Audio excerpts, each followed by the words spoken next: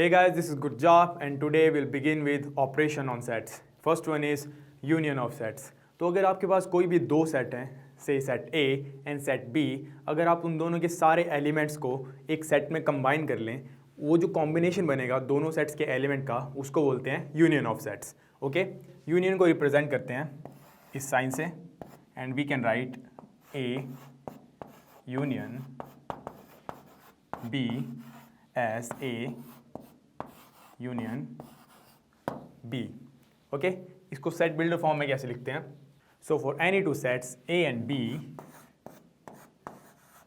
their union can be represented in set builder form as A union B is equal to X such that X belongs to A or X belongs to B. Now in union of sets, any repetitive element is only taken once. So repetitive elements are taken only once. So this is how you represent the union of sets in set builder form. Now let's take some examples of union of sets. First one is, suppose we have a set A with elements 1, 2, 3 and 5, and we have set B with elements 1, 7 and 5. तो इन दोनों का union क्या होगा? इन दोनों का union होगा जितने भी एलिमेंट्स है A के एंड जितने भी एलिमेंट्स है B के कंबाइंड, लेकिन जो एलिमेंट्स रिपीट हो रहे हैं वो सिर्फ एक बार लेंगे. तो इन दोनों का यूनियन से U इज इक्वल टू, और A union B is equal to 1, यहाँ पे भी है, यहाँ पे भी है, रिपीट हो रहा है लेकिन सिर्फ एक बार लेंगे 1. देन वी हैव 2, 3, 5 भी दोनों के पास है, 5 and 7. This was a simple example of union between two sets. एक और एग्जाम्पल लेते हैं. Say we have a set C with elements A, B, F and Z, and we have a set D with elements A, E, I, O and U. तो इन दोनों का union क्या होगा? दोनों के जितने भी एलिमेंट्स है कंबाइंड, लेकिन रेपिटेटिव एलिमेंट्स सिर्फ एक बार. So I can write C union D is equal to A, B, E, I, O, U, F and Z. These were some simple examples of union between any two sets. अब देखते हैं union को Venn diagram के वे में कैसे represent करते हैं. Suppose we have two sets A and B. Say this is set A and this is set B. तो इन दोनों के यूनियन को कैसे रिप्रेजेंट करेंगे? I'll draw this. This is set A and set B. दोनों sets हैं तो union में क्या होता है? दोनों के एलिमेंट्स कंबाइंड, मतलब दोनों सेट्स का एक तरफ एक कलेक्शन होएगा. तो ये जो शेडेड रीजन है दैट इज़ दोनों, जो जितने भी दोनों सेट हैं इन दोनों को अगर मैं शेड कर दूं, ये रिप्रेजेंट करता है A यूनियन B को. अब next up is intersection of sets. So अगर आपके पास कोई भी दो सेट्स हैं, अगर आप उन दोनों के जितने भी कॉमन एलिमेंट्स हैं उन दोनों का एक कलेक्शन बनाते हैं, उस कलेक्शन को बोलते हैं intersection of sets. So intersection को रिप्रेजेंट करते हैं इस सिंबल से and we write A intersection B as A intersection B. Okay, तो इसको अगर हमने सेट बिल्डर फॉर्म में लिखना हो तो हम क्या लिखेंगे? We write intersection of set as A intersection B is equal to X such that X belongs to A and X belongs to B. Means element A के पास भी होना चाहिए और एलिमेंट B के पास भी होना चाहिए. So let's take an example. So we have a set A with elements 1, 11, 9 and 13, and we have a set B with elements 1, 7, 11 and 17. तो इन दोनों का इंटरसेक्शन क्या होगा? जो एलिमेंट्स A के पास भी है और B के पास भी है उन दोनों का collection. So we'll write A intersection B is equal to, अब A और B के पास कौन से एलिमेंट्स कॉमन है? 1 and 11. बाकी 9 और 13 सिर्फ A के पास है और 7 and 17 सिर्फ B के पास है. So intersection B is equal to 1 and 11. Let's take another example of intersection between two sets. Say we have a set A, elements 1, 9, 13, 12, 7 and 11, and we have set B with elements 11, 9, 1, 15, 31 and 45.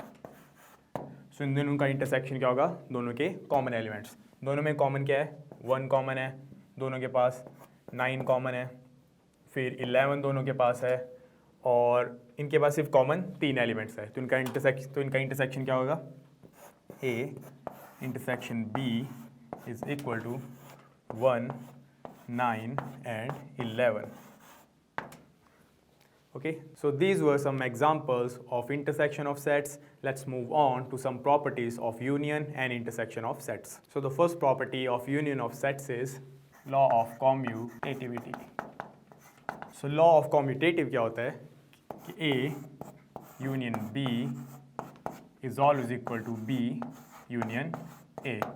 Means अगर आप A का union B के साथ लें या B का union A के साथ लें, दोनों का रिजल्ट सेम होगा. Second is law of associative. Law of associative means अगर A union B union C means पहले मैं किसी दो सेट का B और C का यूनियन ले रहा हूँ, फिर जो यूनियन आया उसका यूनियन मैं सेट A के साथ ले रहा हूँ, वो ऑलवेज इक्वल होगा A union B union C के इक्वल. मीन्स अगर आप ब्रैकेट को इंटरचेंज कर रहे हैं तो उससे कोई फर्क नहीं पड़ेगा. So the third property is law of identity. Means law of identity क्या होता है? अगर आप किसी भी सेट का किसी एम्प्टी सेट के साथ यूनियन लेते हैं तो हमेशा आपका रिजल्ट क्या आएगा? वो same set. That is if I take A union empty set, I always get the same set A as the result. Fourth property is law of idempotent. Law of idempotent means अगर आप किसी भी set का उसी set के साथ union लेते हैं तो आपके पास फिर से क्या आएगा? Same set. That is A union A gives us the same set in return. And the last property is law of U. Now in this case U means universal set. So law of universal set means अगर आप किसी भी set का universal set के साथ union लेते हैं तो इसका रिजल्ट क्या आएगा? Universal set in return. These were the 5 properties of union of sets. So next up is properties of intersection of set. Number 1 is law of commutative, which is अगर आप किसी दो सेट्स का इंटरसेक्शन लेते हैं, A का intersection B के साथ, it will always be equal to B का इंटरसेक्शन A के साथ. So I can write A intersection B is equal to B intersection A. Second is law of associative. ना law of associative जैसा कि union में होता था वैसा सेम ही इंटरसेक्शन के लिए होता है. That is A intersection B intersection C. मतलब अगर आपके पास 3 सेट हैं, आप पहले सेट का इंटरसेक्शन बाकी 2 के इंटरसेक्शन के साथ ले रहे हो, तो उसका रिजल्ट अगर आप ब्रैकेट इंटरचेंज करते हो तो भी सेम रहेगा. That is A intersection B intersection C will be equal to A intersection B intersection C. Okay, so the next one is law of identity. Law of identity क्या हुआ? किसी भी set का इंटरसेक्शन विद एम्प्टी सेट. अगर आप किसी भी set का इंटरसेक्शन एम्प्टी सेट के साथ ले रहे हो तो उसकी वैल्यू क्या आएगी? इंटरसेक्शन मतलब दोनों सेट्स के बीच में जो कॉमन एलिमेंट्स हैं. अब एम्प्टी सेट के पास कोई भी एलिमेंट नहीं होता है, so A intersection empty set will always be empty set. Next property is law of idempotent. Means A intersection A, किसी भी सेट का इंटरसेक्शन उसी सेट के साथ will always be equal to that same set, because दोनों के पास same elements है. Second last one is law of U, means law of universal set. तो किसी भी सेट का intersection with universal set will be equal to that same set, because universal set contains all the elements including the set itself. means इसके पास जितने भी element set A के पास हैं वो सब इंक्लूडेड हैं, तो इन दोनों का कॉमन एलिमेंट्स क्या आएंगे जितने भी सेट A के पास होंगे. So A intersection universal set will be equal to the set itself. अब ये जो 5 प्रॉपर्टीज थी ये सेम थी for union of set, but the last property for intersection of set is different. That is, we have another property for intersection of sets. Property number 6, intersection is distributive over union. अब intersection is distributive over union, इसका क्या मतलब होता है? It means if I take intersection of A with union of B and C, तो इसका result क्या आएगा? इसका रिजल्ट आएगा intersection of A with B and intersection of A with C and दोनों का यूनियन. ये बहुत ही इंपॉर्टेंट रिजल्ट है. A intersection B union C will be equal to A intersection B and A intersection C इन दोनों का union. So these were the properties of intersection of sets. So next up is difference of sets. तो अगर हमारे पास कोई भी दो set हैं, say set A and set B, तो इन दोनों का डिफरेंस क्या होगा? It will be equal to X such that X belongs to A but X doesn't belong to B. अब सेट बिल्डर फॉर्म से हमें सब पता लग रहा है कि A माइनस बी का मतलब क्या हुआ, that is A difference B का मतलब क्या हुआ. A डिफरेंस B मीन्स जितने भी एलिमेंट्स A के पास हैं, मतलब जिससे हम सब्ट्रैक्ट कर रहे हैं सेकंड सेट को, वो सब इंक्लूडेड होंगे इस डिफरेंस में, लेकिन जो सेकंड सेट है उसको कोई भी एलिमेंट इंक्लूडेड नहीं होगा. If I right B difference C, that is difference of set B and A. अब इसमें फर्स्ट सेट कौन सा है? B एंड सेकेंड सेट कौन सा है? A. तो आई right X such that X belongs to B and X doesn't belong to A. So difference of sets basically means दो सेट्स में जितने भी एलिमेंट्स फर्स्ट सेट के पास हैं और जितने भी एलिमेंट्स सेकंड सेट के पास हैं, सेकंड सेट के सारे एलिमेंट्स हमने एक्सक्लूड कर देने हैं, और जितने भी एलिमेंट्स बचेंगे A के पास जो B के पास नहीं है वो हम इस डिफरेंस में सेट में इंक्लूड कर देंगे. So difference of sets, difference of two sets, that is A minus B, is equal to all the elements included in A but not in B. means A और B का difference जिसमें B A से subtract हो रहा है, उसका मतलब क्या होता है? A minus B will be equal to all the elements included in A but not in B.